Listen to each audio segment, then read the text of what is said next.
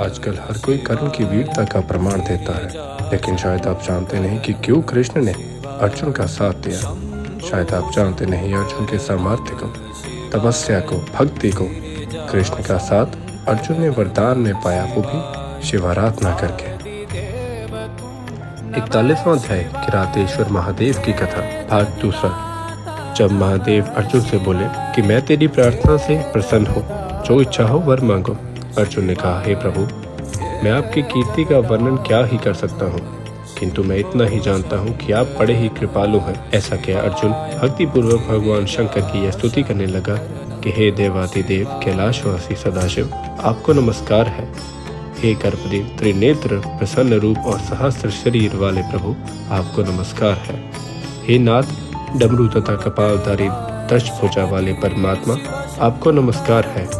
मुंडमालाधारी, आपको नमस्कार है। हे बागंबर ओढ़े हुए हस्त चर्मधारी, अंगों में सर्पधारी और सिर पर गंगा जी को धारण करने वाले, आपको नमस्कार है। आपके गुणों की संख्या नहीं है, आपके गुणों को वेद भी नहीं गिन सकते। फिर मुझ मूर्ख की तो बुद्धि ही क्या है जो आपके गुण वर्णन कर सको।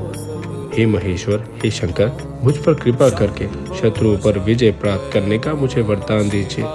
ऐसा कह अर्जुन हाथ जोड़े सिर झुका शंकर जी को नमस्कार कर बैठ गया। स्वामी शंकर ने अपने भक्त पर प्रसन्न होकर उसे अपने तुर्य पाशुपतास्त्र प्रदान किए और कहा कि इस अस्त्र से तुम्हारी विजय होगी। इसके अतिरिक्त मैं श्री कृष्ण से भी तुम्हारी सहायता करने के लिए कह दूंगा, जिससे मेरे प्रभाव से तू निष्कंटक राज्य करेगा। ऐसा कह शंकर जी अर्जुन के सिर पर हाथ फेरते हुए अर्जुन से नमस्कृत हो अंतर ध्यान हो गए। इस पर शंकर जी से पाशुपतास्त्र प्राप्त कर अर्जुन अपने आश्रम को गया और अपने भाइयों सहित द्रौपदी से मिलकर सुख को प्राप्त हुआ। किरात नामक शंकर जी के अवतार की यह कथा संपूर्ण मनोरथों को पूर्ण करने वाली है।